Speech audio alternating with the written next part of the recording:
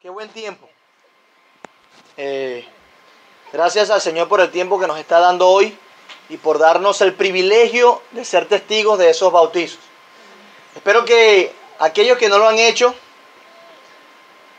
el Señor les haya llenado de ánimo, el Señor les cambie su corazón para proceder de la misma manera por el bien de sus almas. Es la única manera de estar bien con nuestro Dios, es arrepintiéndonos de nuestros pecados y cumpliendo lo que Él nos ha mandado. Dentro de esas cosas está ser bautizados en el nombre del Padre, del Hijo y del Espíritu Santo, como lo dijo nuestro Señor Jesús. De esa manera. Le ruego que por favor, ahora que vamos a considerar la palabra de Dios a pleno mediodía, voy a tratar de no dormirlos. Voy a tratar también de aprovechar el tiempo. Así que por favor busquen en sus Biblias el libro de Hechos. Hechos.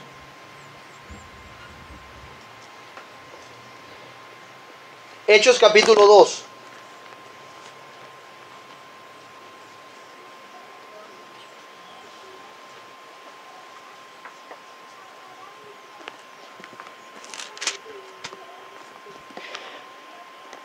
Vamos a leer la palabra de Dios y luego oramos, ¿ok? Dice la palabra de Dios así, Hechos capítulo 2, versículo 41 al 47. Dice así la palabra de Dios, del 41 al 47. Así que los que recibieron su palabra fueron bautizados. Y se añadieron aquel día como 3,000 personas. Y perseveraban en la doctrina de los apóstoles, en la comunión unos con otros, en el partimiento del pan y en las oraciones. Y sobrevino temor a toda persona, y muchas maravillas y señales eran hechas por los apóstoles. Todos los que habían creído estaban juntos, y tenían en común todas las cosas. Y vendían sus propiedades y sus bienes, y los repartían a todos según la necesidad de cada uno. Y perseverando unánimes cada día en el templo, y partiendo el pan en las casas, comían juntos con alegría y sencillez de corazón, alabando a Dios y teniendo favor con todo el pueblo. Y el Señor añadía cada día a la iglesia los que habían de ser salvos. Quisiera que hoy nos detuviéramos a considerar las palabras del médico amado Lucas en esta porción de Hechos. Aprovechando este culto de adoración al Señor, en el cual, además de adorar a Dios como lo hacemos semanalmente, tenemos la gracia y el privilegio de ser testigos de la profesión pública por el Señor de varios hermanos a través del bautizo, que fue lo que hicimos ahora. Y además tenemos el privilegio de recibirles junto a otros hermanos en esta iglesia local de manera formal. Esta porción de las Escrituras está marcada por antecedentes acerca de los inicios de la iglesia. Pero también nos habla de los resultados del obrar del Espíritu Santo en medio de la iglesia. Esta porción nos da un vistazo para ver cómo Dios estaba edificando su iglesia, cómo estaba asentando sus bases y cómo espera que su iglesia aún viva. El Espíritu Santo, a través de esta narrativa, nos deja un ejemplo que no solo es sabio seguir, sino que es nuestro deber seguir. Por eso vamos a orar al Señor, para que el Señor nos ayude a comprender su palabra y a seguir el ejemplo que nos ha dejado la iglesia primitiva. Oramos al Señor. Padre bueno, quiero darte gracias por este hermoso día que nos ha dado para adorarte a ti. Como ya he dicho, este hermoso día también donde nos has dado bendiciones enormes de poder cumplir tu palabra, de ser obedientes congregacionalmente e individualmente en el caso de algunos hermanos. Te rogamos que también bendigas tu palabra, que siempre tiene la primacía. Eres tú hablando a tu pueblo, Señor. Que los muertos espirituales resuciten hoy, Señor. Y aquellos que tienen las manos caídas las levanten para adorarte y para vivir en santidad para ti. Que tu iglesia sea confortada, pero también motivada, animada a ser obediente a tu palabra, a cumplir estos principios que hoy nos has de enseñar. Espíritu Santo, una vez más te ruego, glorifícate y glorifica a Dios en medio de tu iglesia. En el nombre de Jesús. Amén. Amén. Hechos. Es el libro del Nuevo Testamento que nos narra el crecimiento y avance de la iglesia del Señor. Por eso es que Hechos menciona parte del ministerio de varios apóstoles. Recoge, imagínense, una narrativa de 30 años aproximadamente. 30 años donde el Evangelio, con el poder del Espíritu Santo, avanza. Con el poder del Espíritu Santo obrando en los apóstoles y en los creyentes en general, fue diseminado desde Judea, pasando por Samaria, ¿hasta dónde? Hasta el fin del mundo. Hechos 1:8. No es desacertado decir entonces que el libro de Hechos es un libro que nos muestra las crónicas de la iglesia primitiva en sus inicios. Tampoco es desacertado hablar del libro de Hechos como el libro o como los hechos, escúchese bien, como los hechos del Señor Jesús a través de su Espíritu Santo. Hasta podríamos decir que Hechos, el libro de Hechos, nos habla de cómo Cristo estableció, guió y expandió y preservó su iglesia luego de su ascensión. Notemos como el mismo Lucas dice en su introducción a esta historia.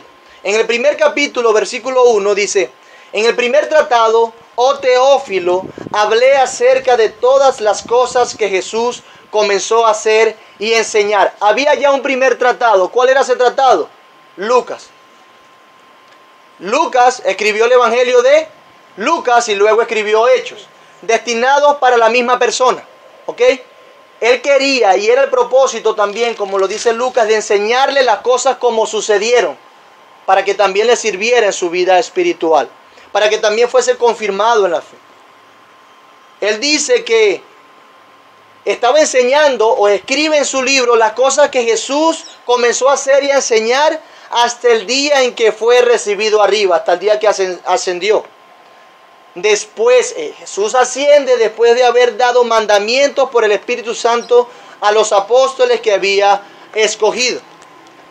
Pero algo interesante que nos dice el primer capítulo de Hechos, es el versículo 4, dice: y estando juntos, les mandó que no se fueran de Jerusalén, sino que esperasen la promesa del Padre, la cual les dijo: oísteis de mí. Hay una promesa que Jesús les dijo que ellos iban a recibir, y dice el versículo 5: porque Juan ciertamente bautizó con agua, mas vosotros seréis bautizados con el Espíritu Santo dentro de no muchos días.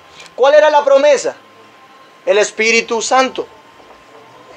El Espíritu Santo se había dejado como una promesa para los discípulos. Por eso le dice: no se muevan de aquí, no comiencen su ministerio. Antes, esperen a que el Espíritu Santo los capacite para llevar a cabo su ministerio. Y a partir de aquí empezamos a ver cómo Jesús, a través de su Espíritu Santo, cumple su promesa de expandir su evangelio, estableciendo su iglesia por el mundo por el obrar del Espíritu Santo. Quiero que quede sentado en sus mentes.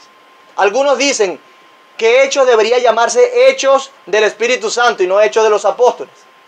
Pero realmente el Espíritu Santo es aquel a quien Dios dejó, a quien Cristo dejó para que siguiese estando con nosotros hasta el fin del mundo.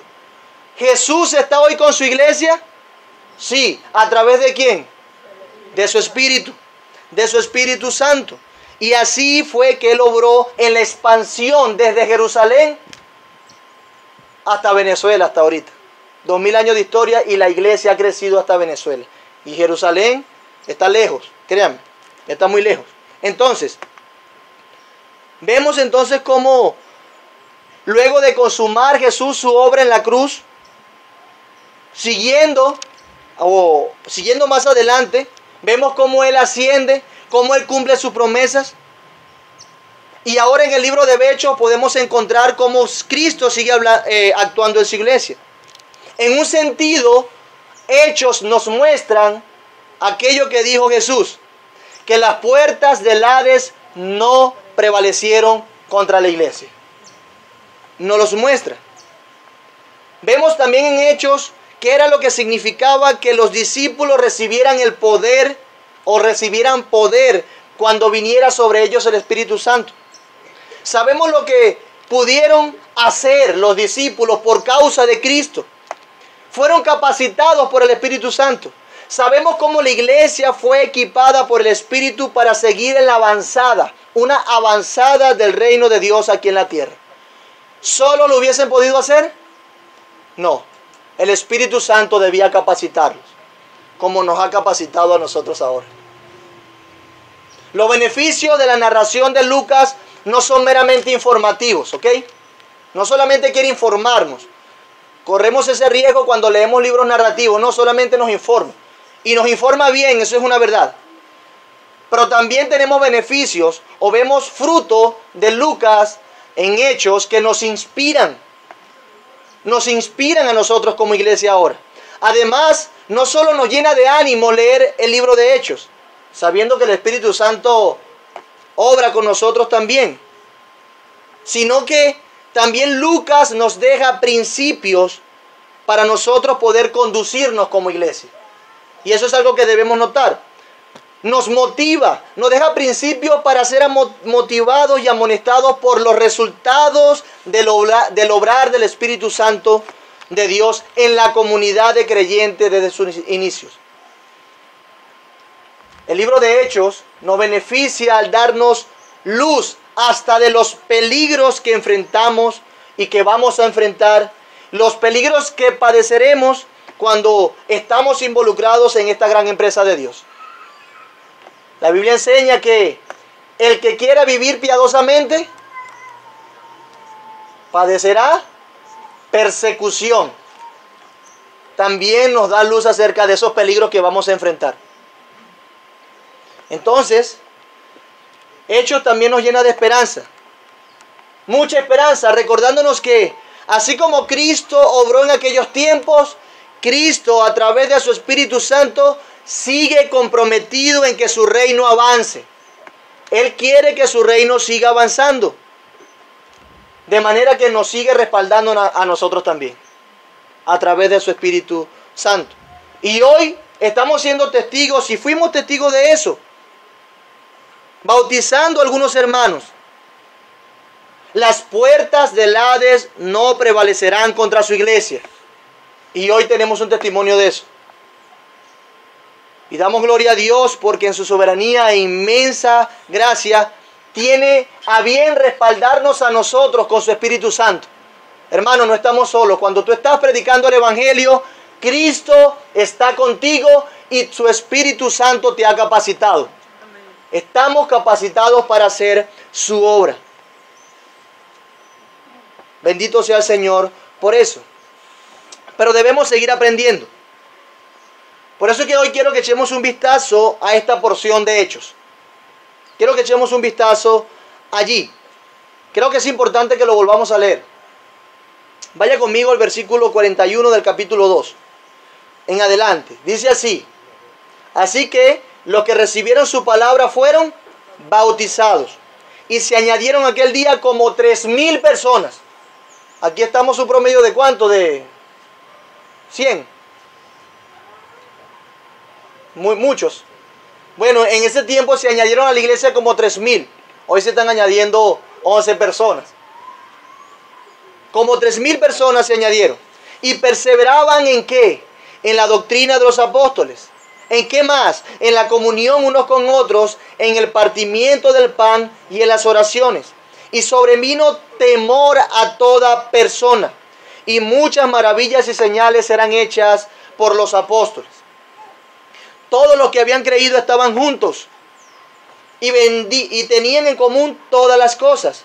Y vendían sus propiedades y sus bienes. Y lo repartían ¿a quiénes? a todos según la necesidad de cada uno, y perseverando unánimes cada día en el templo, y partiendo el pan en las casas, comían juntos con alegría y sencillez de corazón, alabando a Dios, dice el pasaje, y teniendo favor con todo el pueblo. El favor de ellos no solamente era entre ellos, sino también con los de afuera. Y el Señor, escuche cómo concluye esta porción, y el Señor añadía cada día a la iglesia los que habían de ser salvos. Lo que se registra aquí, lo que se registra específicamente en esta sección, es el resultado de que el Espíritu Santo haya descendido sobre los discípulos. Eso lo dice unos versículos antes. Ellos testificaron en diversos idiomas. Testificaron esos discípulos a quienes les descendió el Espíritu Santo, quienes fueron llenos del Espíritu Santo. Pero esta porción también es el resultado de la predicación de alguien. ¿De qué alguien es ese? Del apóstol Pedro. El apóstol Pedro predicó también, inspirado, lleno del Espíritu Santo. Luego de que algunos se burlaban, mira, estos están borrachos, están llenos de mosto. Pedro les llama al arrepentimiento, ellos no están borrachos, se están cumpliendo las promesas de Dios. Pedro les llama al arrepentimiento en aquella predicación y les confronta duramente con su pecado. Arrepiéntanse de sus pecados. Arrepiéntanse, le dice. Por eso narra Lucas. Pedro les dijo: arrepentíos y bautícese cada uno de vosotros en el nombre de Jesucristo para perdón de los pecados, y recibiréis el don del Espíritu Santo. Porque para vosotros es la promesa, le dice Pedro, y para vuestros hijos, y para todos los que están lejos, para cuantos el Señor nuestro llamare. Y con muchas otras palabras, dice Lucas, testificaba y les exhortaba, diciendo: sed salvos de esta perversa generación. Y yo creo que esto también cabe en este contexto, las palabras de Pedro: sed salvos de esta perversa generación. Sed salvos de esta perversa generación. Vemos entonces el resultado del obrar del Espíritu Santo en los inicios de la iglesia. Pero también estos versículos describen a la comunidad cristiana en los días después del discurso de Pentecostés. ¿Cómo eran los cristianos? Tenemos que aprender algo de ellos. Debemos tomar este pasaje como un instructivo para nosotros. Podemos tomar el ejemplo de aquellos que estaban en comunidad de fe. Yo creo que sí. Con cuidado debemos hacerlo. Pero sí debemos aprender de este pasaje y de aquellos hermanos. Tenían en común todas las cosas, dice el pasaje. Tenían en común todas las cosas. Al formar parte del mismo cuerpo, al momento en que Cristo los añade a la iglesia, a una iglesia local, hermanos, nos pertenecemos los unos a los otros. Eso es algo que debemos, y bueno, no sé cuántas veces lo he dicho, pero es algo que hemos aprendido desde hace tiempo.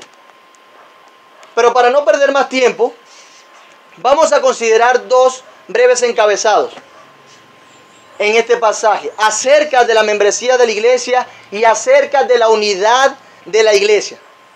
No lo vamos a ver en detalle, no vamos a durar mucho tiempo allí, pero quiero que aprendamos cómo nos enseña este pasaje de la membresía de la iglesia y de la unidad de la iglesia, aprovechando este contexto.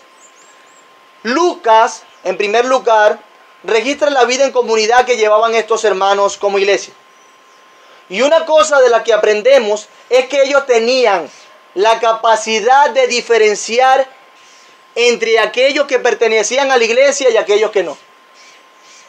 Hermanos, ellos tenían la capacidad de diferenciar entre aquellos que pertenecían a la iglesia y aquellos que no. Dice el versículo 41, así que los que recibieron su palabra fueron ¿qué? Bautizados, y se añadieron aquel día como 3,000 personas. Podemos preguntarle al pasaje, ¿quiénes fueron añadidos a la iglesia? Todos los que iban cada domingo a la iglesia fueron añadidos. No. Los que recibieron su palabra fueron añadidos. ¿Las palabras de quién? La que acababa de predicar Pedro. Y además, hubo otra cosa que se hizo antes de ser añadidos a la iglesia. ¿Qué se necesita para que las personas sean añadidas a una iglesia local? ¿Qué dice esta porción de la Biblia? El bautizo. Ellos fueron bautizados, recibieron la palabra, fueron bautizados y luego fueron añadidos a la iglesia. Ambas cosas son fundamentales para ser parte de la iglesia de Dios. El Nuevo Testamento es enfático en este asunto. La iglesia está conformada por aquellos que reciben genuina y voluntariamente la palabra de Dios. La iglesia está formada por esas personas, no por aquellos que quieren coquetear o solamente quieren los beneficios de la palabra de Dios.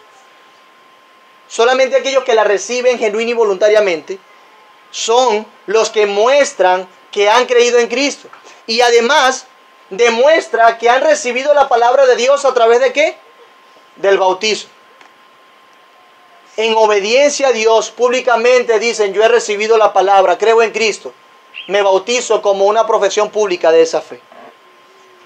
Hermanos, amigos, el recibir la palabra de Dios implica no solamente un entendimiento intelectual, escúchese bien, no solamente un entendimiento intelectual, más bien se trata de creer lo que la palabra dice acerca de Jesús. Como por ejemplo, lo que significó para estos a los que Pedro le estaba predicando. Aquellos que recibieron la palabra de Pedro, que era la palabra de Dios en realidad, que era el Evangelio, ellos estaban reconociendo en su contexto que Dios había hecho a Jesús de Nazaret Señor y Cristo. Versículo 36 del capítulo 2 dice: sepa pues ciertísimamente toda la casa de Israel que a este Jesús, a quien vosotros crucificasteis, Dios le ha hecho Señor y Cristo. Señor y Cristo. Eso es lo que significaba creer en el Señor Jesús, tenerlo como Señor y Cristo como Salvador. Es decir, estas personas estaban reconociendo que Jesús era el Señor y no el César. Jesús era el Señor a quien se le debía adoración y alabanza como se le debe a Dios, no el César, ni cualquier otro comandante ni dirigente político. También estas personas estaban reconociendo que Jesús era el Cristo, el ungido de Dios enviado para salvar a su pueblo. Ellos debían reconocer que Jesús era el Hijo amado de Dios, el único que puede salvarlos del castigo eterno. Y de un castigo eterno y que viene y que se acerca. Ellos debían reconocer que Jesús es el único camino para preservar sus almas del fuego eterno. Entonces debían creer en Cristo como ¿qué? Como Señor, como el soberano, como aquel que se le debe adorar, pero también como aquel que podía y debía e iba a salvar su alma si creían en Él. Por eso es que nosotros decimos igual como pasó en sus inicios, que la iglesia está formada por ¿quiénes? Por aquellos que han creído en Jesús como Señor y Salvador. De manera que eran añadidos a la iglesia solo los que habían creído y se habían comprometido públicamente a través del bautismo con Cristo. Solamente eso eran añadidos a la iglesia. Los que habían creído que Jesús era el Cristo, que era el Señor y que habían dado una profesión pública de su fe. Eso eran los que eran añadidos a la iglesia, no otros. Pero además dice que se añadieron como 3,000 personas. O sea, esa predicación de Pedro fue con unción, ¿verdad? Como 3,000 personas, dice. Algo está pasando con esta computadora que se me mueven las páginas. Como 3,000 personas, imagínense, eran muchas personas.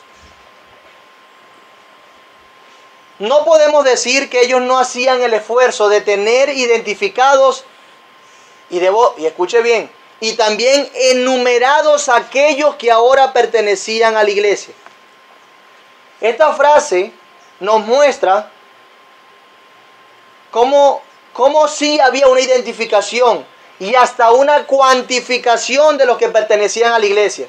Si le preguntaban en ese momento a Pedro, ¿cuántos forman parte de la iglesia de Jerusalén? ¿Qué le iba a decir? 3,000 personas. O sea, él sabía quiénes eran. Él los podía identificar de entre el pueblo como 3,000 personas. No es el interés de Lucas dejar abierta la brecha para que se creyese que todos los que llegaban a la iglesia eran añadidos. No. Solo los que creían y se comprometían públicamente iban a formar parte de la comunidad de fe. Pero fíjense que eran identificados y hasta eran contados. Eran contados.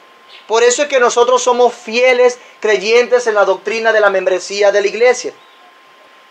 Ellos eran contados para identificar y enumerar, para llevar un registro de aquellos que han creído. ¿Quiénes son?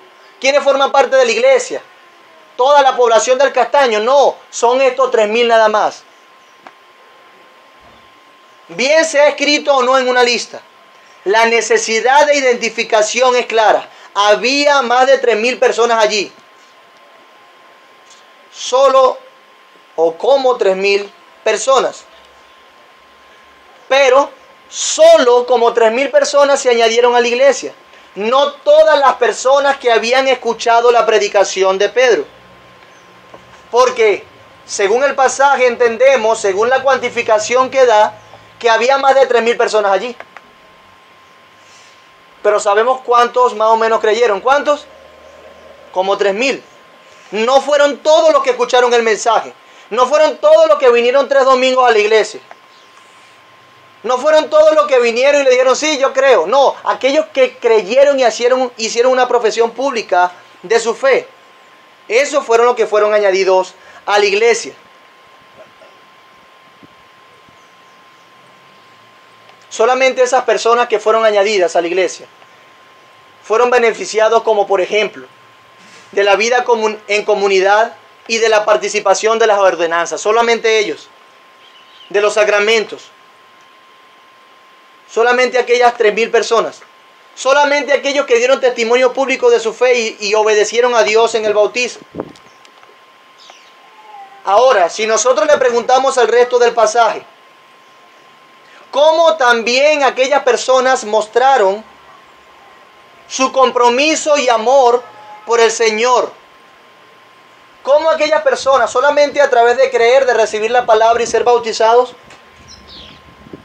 Ellos dieron un testimonio contundente. Ellos estaban dispuestos, escúchese bien, ¿a qué?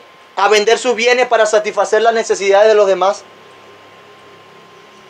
Estaban dispuestos a compartir el pan, a orar juntos, a permanecer unánimes en oración, a tener en común todas las cosas. Estaban dispuestos a eso. Mis amados hermanos, esos son los que forman parte de la iglesia de Cristo. Y aquí en este contexto hablamos de una iglesia local. ¿La iglesia de dónde? De Jerusalén. No se trata de un mero formalismo que nosotros queremos hacer. Yo lo creía así en su momento. No se trata solamente de una administración de los asuntos institucionales de la iglesia. Vamos a hacer todas estas ceremonias en orden. No se trata solamente de eso.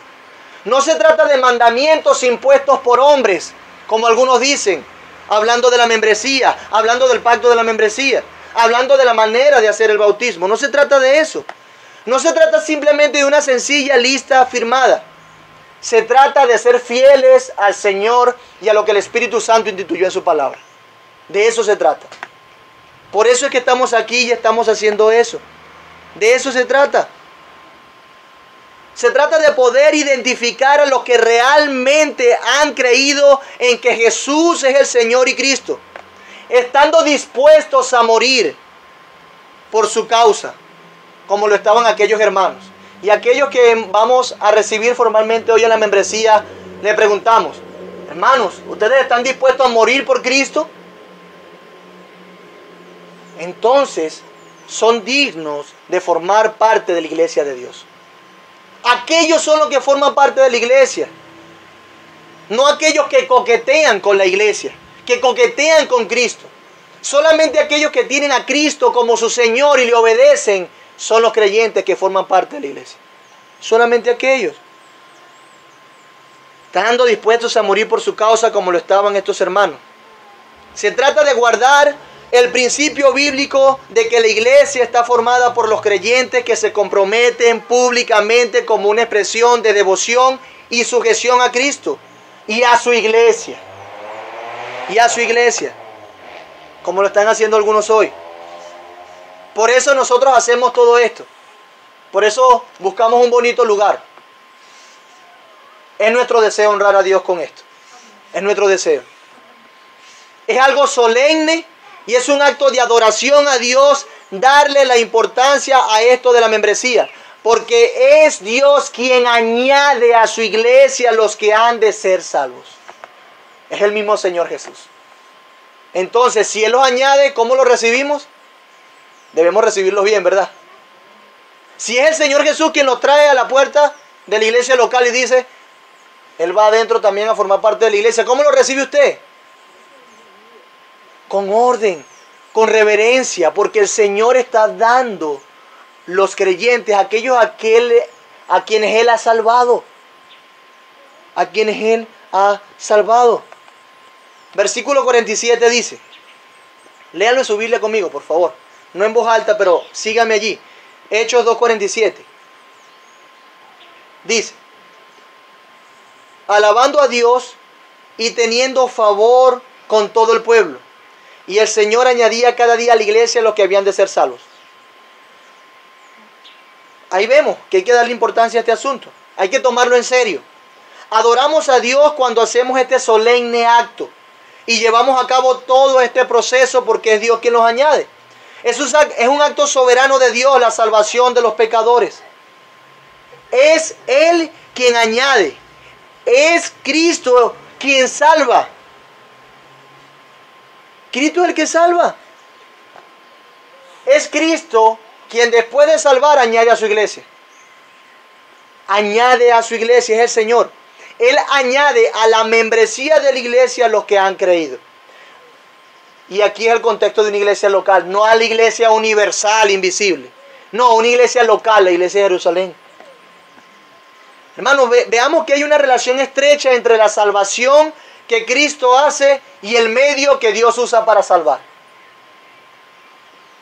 Aquí la salvación se presenta no solamente como el acto de ser salvos en un momento, sino que la salvación se ve también como el proceso de santificación al que es expuesto el creyente dentro de la iglesia.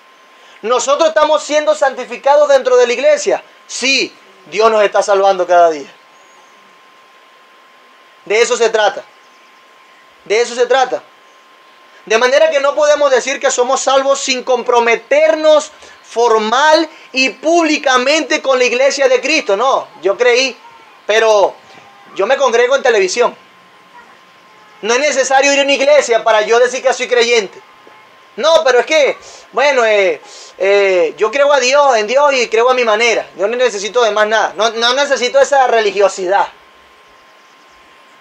No, yo creo en Dios y bueno, mensualmente, cada 2 meses voy a la iglesia pero yo creo en Dios. Mi amado amigo, si usted cree eso, y si hay un hermano, un verdadero creyente que cree eso, déjeme decirle que está equivocado, que está en un mal camino, va en mala dirección, y si no se arrepiente, las consecuencias pueden ser graves, muy graves. No podemos decir que amamos a Cristo y menospreciamos a su esposa. No podemos decir que somos salvos sin comprometernos formal y públicamente con la iglesia de Cristo. No podemos decir amo a Cristo, oh sí, Él es mi Señor, y desprecio a su esposa. Hágame eso a mí para que usted vea. Ay, yo sí te amo a ti, pero trata mal a mi esposa. Yo no voy a estar contento. Imagínese el Señor Jesús.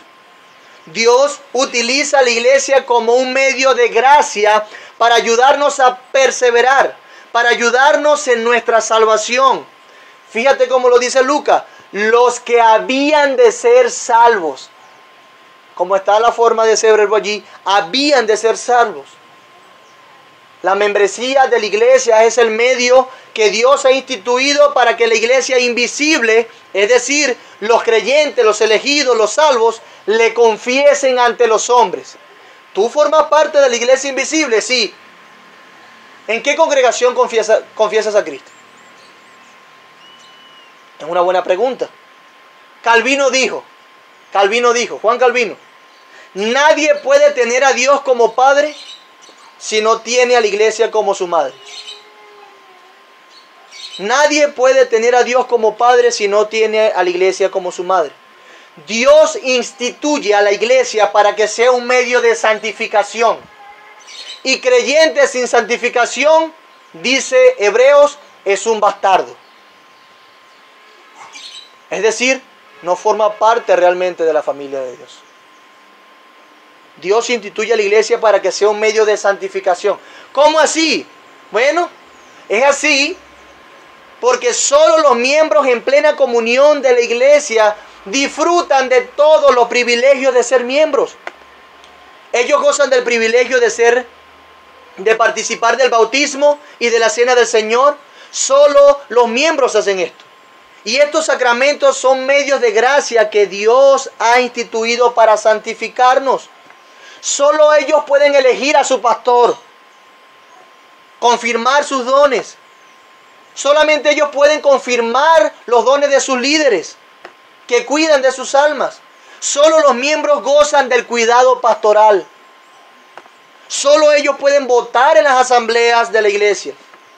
Participan de los ministerios de la iglesia, de ser maestros, ancianos, diáconos, del ministerio de misericordia de la iglesia, de estar juntos solemnemente en coinonía, de ser supervisados intencionalmente por toda la congregación. Solamente ellos disfrutan del privilegio, como dijeron nuestros hermanos en sus testimonios, de ser disciplinados, entre otras cosas. Solo los miembros tienen esos privilegios porque son los que Dios ha añadido a su iglesia. ¿Y cómo lo sabemos? Bueno, porque han recibido la palabra y porque han hecho un testimonio público de ella. Y están dispuestos a morir por Cristo. Solamente ellos. Y al participar los miembros de estos privilegios dicen, esta es mi iglesia, esta es mi familia, esta es mi casa. Los miembros, cuando participamos de este privilegio, decimos estas cosas. Este es mi pueblo y estos son mis hermanos con los que he de esperar a nuestro Señor Jesús en santidad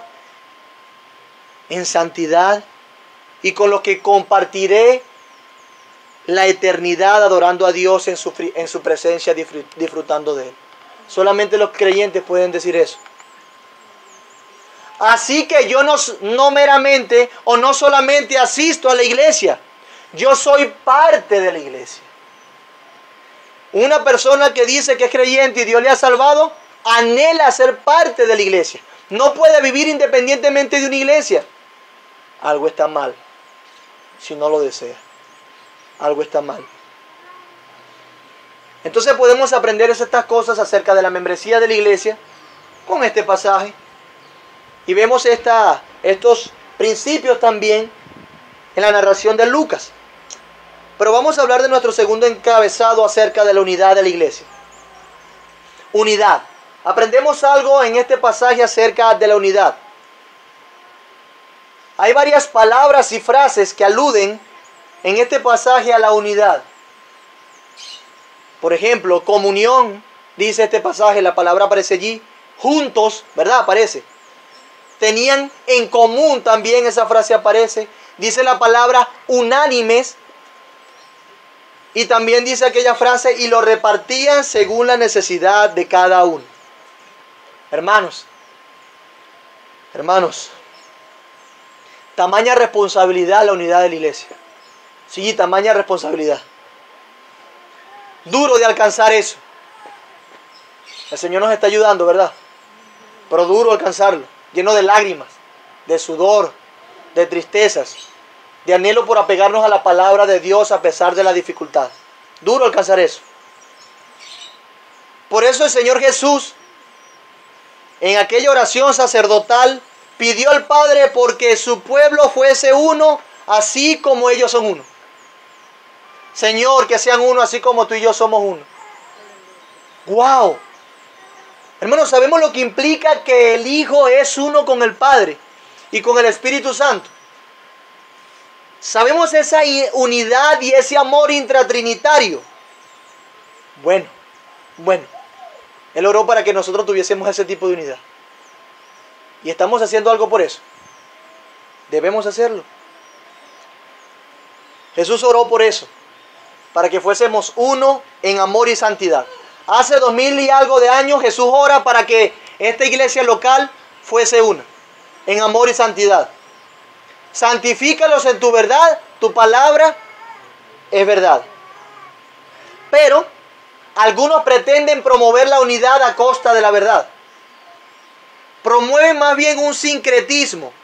¿Qué es un sincretismo? Bueno, una tendencia a juntar y armonizar corrientes de pensamientos o ideas opuestas.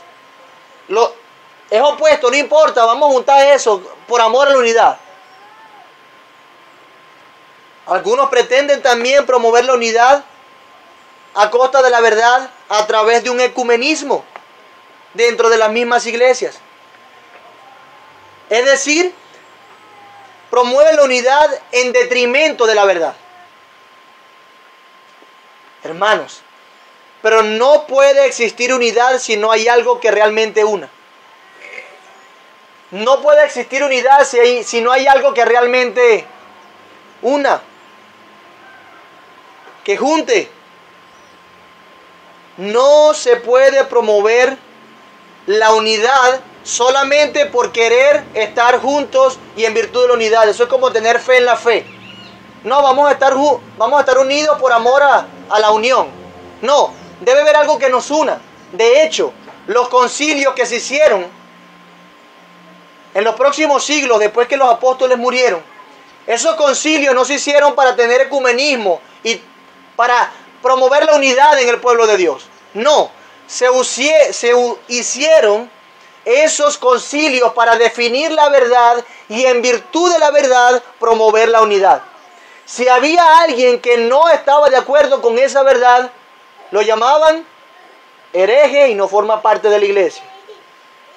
Entonces, la unión no puede ir en detrimento de la verdad. ¿Ok? No puede ir en detrimento. Se tiene más bien un mal concepto de la unidad ahora. Donde se cree que la unidad es solo estar juntos en un lugar. No, estamos juntos en este lugar, estamos unidos. No. No, estamos cantando las mismas canciones. No, eso no es unidad. No, que nos estamos ayudando los unos a los otros. No, eso no es unidad. No hay unidad cuando se va en detrimento de la verdad. ¿Ok? La verdad es lo que ha de fundamentar la unidad. Por eso es que, viéndolo de manera general, a veces por amor a la unidad hay que separarse. A veces por amor a la unidad hay que separarse. Nuestro pasaje nos enseña que ellos estaban unánimes. ¿Cómo estaban ellos? Unánimes. Sí, ellos estaban juntos en Jerusalén. Sí, comían juntos. Cantaban juntos, oraban juntos. Pero estaban unánimes y perseverando unánimes cada día en el templo. Dice el versículo 46. ¿Qué implica unánimes? Pastor, pero díganos qué significa esa palabra unánimes. Bueno, la palabra unánimes implica tener una misma mente. Estar de acuerdo en algo. ¿Ves que no se puede estar unido si no se está de acuerdo en algo? Unánime se está unido con lo que Lucas narra anteriormente. ¿En qué estaban de acuerdo los que pertenecían a la iglesia? Versículo 46.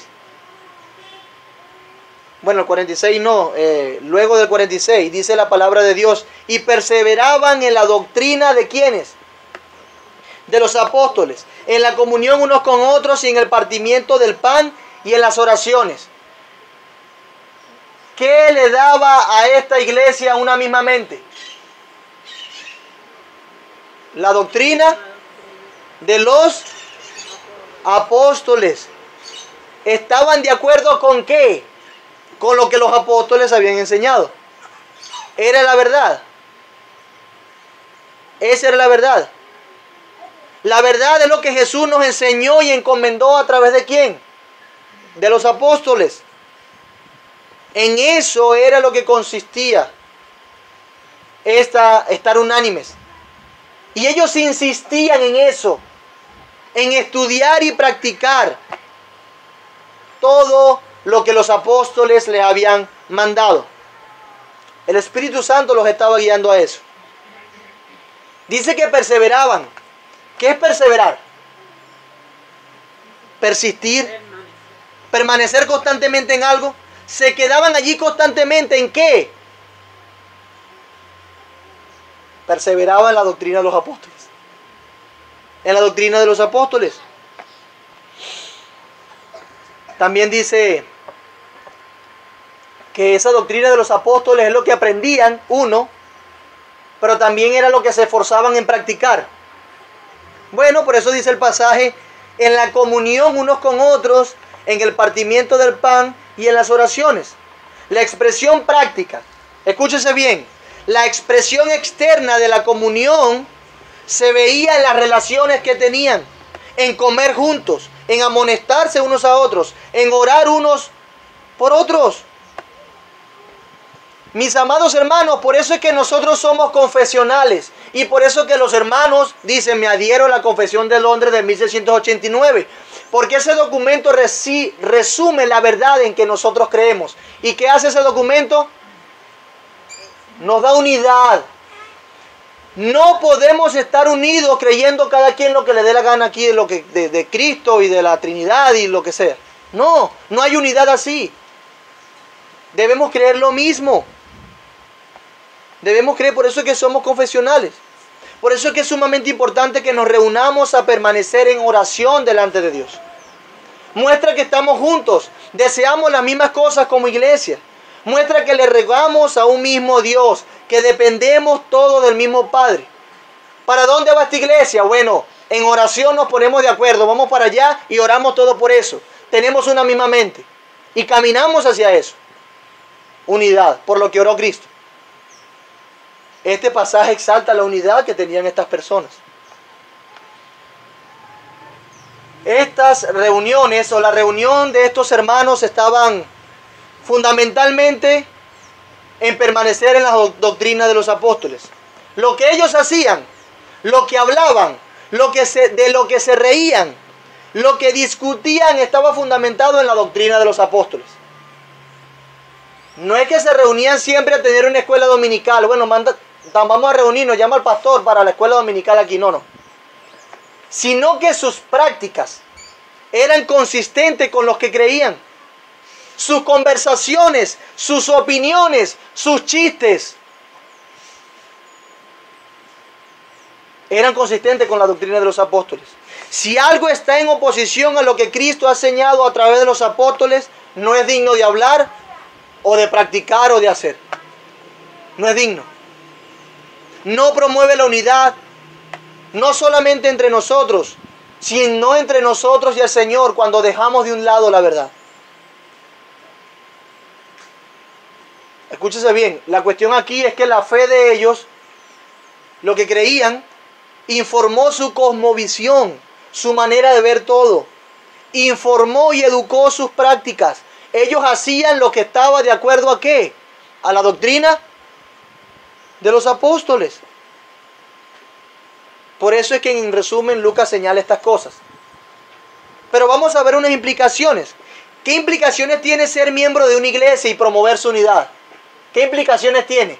Ajá, ¿cómo se come eso? Háblame, ¿qué hacemos? ¿Qué dice este pasaje? Bueno, ser miembro de una iglesia implica promover la unidad en virtud de la verdad. En virtud de la verdad.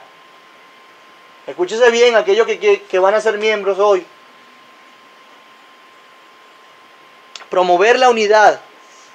Implicaciones de la membresía. Promover la unidad en virtud de la verdad. No en detrimento de ella. No en detrimento de ella.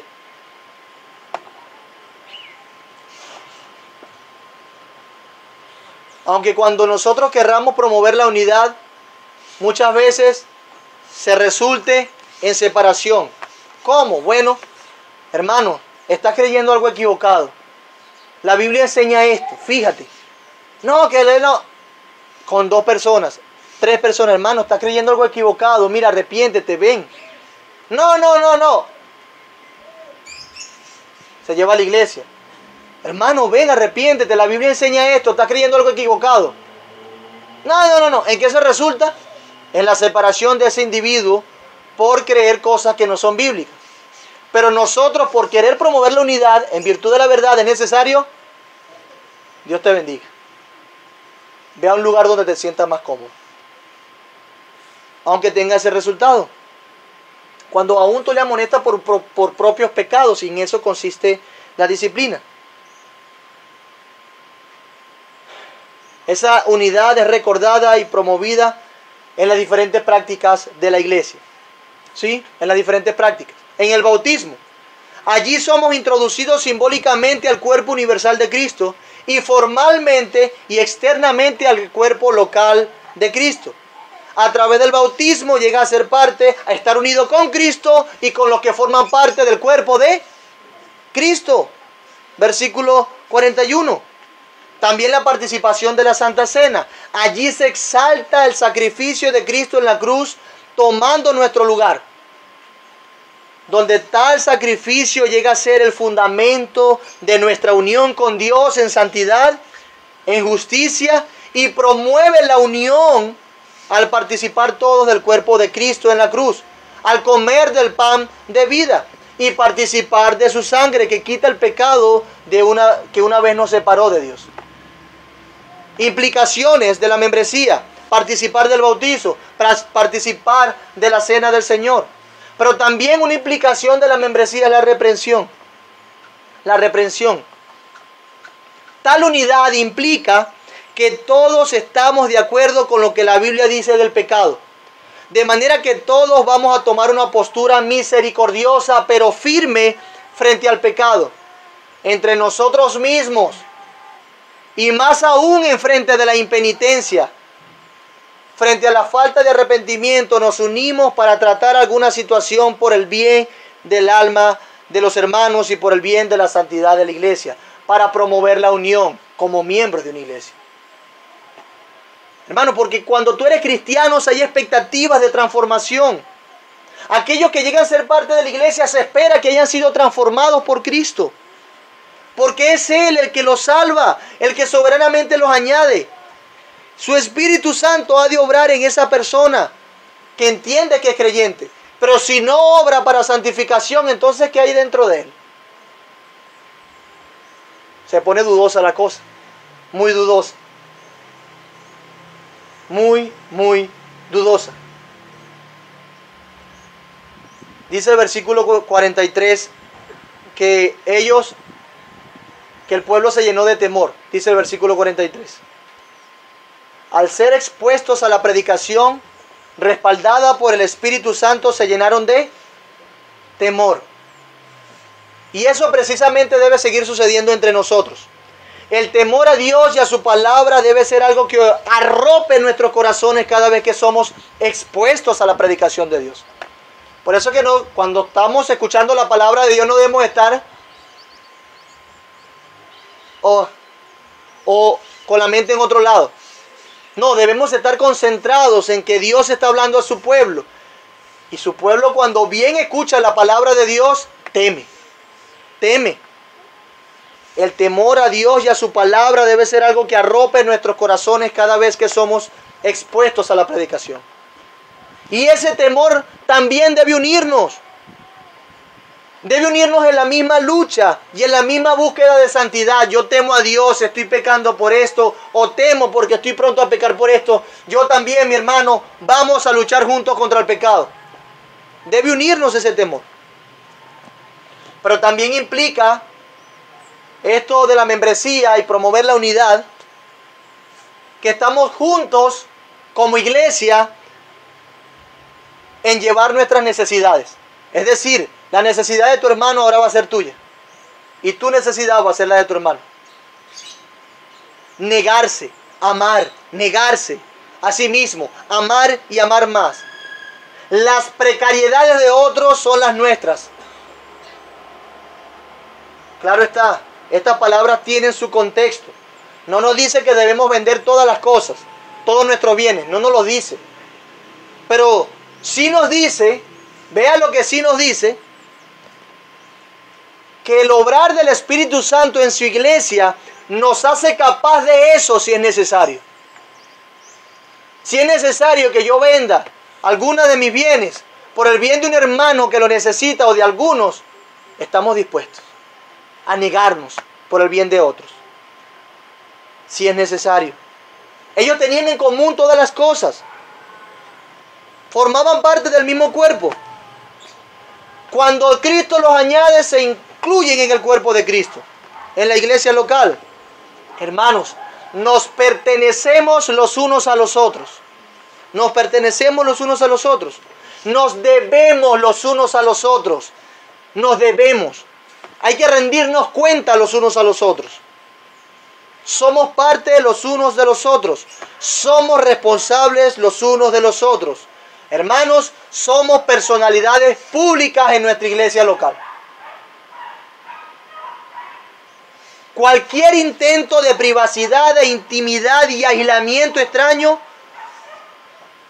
o inconsecuente debe ser visto con preocupación y hay que atenderlo con tiempo, porque nos pertenecemos los unos a los otros y debemos cuidar física y espiritualmente los unos de los otros, cuidar de nuestras necesidades. Pero también, y con este termino, una implicación de esto de la membresía que vemos en este pasaje y de la unidad es que la alegría, debe haber alegría y humildad al participar de la adoración formal e informal con el pueblo de Dios. Voy a repetir eso. Debe haber alegría y humildad al participar de la adoración formal e informal con el pueblo de Dios. Esto nos habla, entre otras cosas, que cada vez que el pueblo se reunía a adorar a Dios era algo voluntario. Ellos estaban contentos por ser parte de la iglesia, de gozar de sus responsabilidades y no solo de sus beneficios. Ellos estaban contentos. Ellos estaban contentos de gozar de esos privilegios. No es obligado. No es obligado que tú tienes que venir a la iglesia a adorar a Dios o tener reuniones en la semana o compartir en la semana en algo informal con tus hermanos. No es obligado. No es con mala disposición, y si es así debemos arrepentirnos. Estos hermanos, por ejemplo, estaban contentos de perseverar con una misma mente, con un mismo propósito en el templo y en donde quiera que se reunieran. Pregúntate, ¿tú te alegras en adorar a Dios con tus hermanos? Con alegría y sencillez de corazón, dice el pasaje, con humildad. Estaban unánimes, con alegría. Eso era un deleite para ellos. ¡Qué alegría! Voy a estar en una misma mente, aprendiendo lo mismo, adorando al mismo Dios con mis hermanos. Era algo voluntario, que eso no es obligado. No es obligado. Así que, mis amados hermanos, el pasaje también nos enseña que la iglesia tenía una buena relación con los de afuera. ¿En qué sentido? En que tenían favor con todo el pueblo. El pueblo entendía que esa iglesia era misericordiosa con los que están en necesidad. Estaba pendiente de aquellos. Y lo reconocían, y Lucas lo narra. Tenían favor con el pueblo, con los de adentro, con los de afuera. ¿Sí lo notan? He aquí algunas cosas que podemos aprender, algunas implicaciones de la membresía, de promover la unidad, mis amados hermanos. El Señor bendiga a su iglesia. Capacite a cada miembro de esta congregación a ver esto y a abrazarlo con todo su corazón, y aquellos a los que Dios está añadiendo hoy y ha de añadir, también los capacite para cumplir estas cosas que nos enseña la palabra de Dios. Vamos a orar. Vamos a orar. Señor, te doy gracias por tu palabra. Gracias porque de esta porción podemos aprender varias cosas, Señor, que sirven de ejemplo para nosotros y que son confirmadas en el resto de las cartas del Nuevo Testamento, Señor. Unidad, amor, reprensión, cubrir nuestras necesidades, amarnos los unos a los otros, estar juntos, predicar el Evangelio, ser misericordiosos con los de afuera. Aquellos que formen parte de tu iglesia, que confiesen a Cristo y que hagan una expresión pública. Aquellos que forman parte de tu iglesia local deben estar comprometidos con estas cosas, Señor. Perdónanos porque hemos fallado muchas veces en esto, pero ayúdanos, ten piedad de nosotros. Fortalece nuestra fe para que podamos nosotros alcanzar esta altura. A los que no han creído en ti, Señor, trae arrepentimiento al ver los hermosos beneficios que hay en creer en ti, pero no solamente por las situaciones físicas, sino también por el bien de su alma.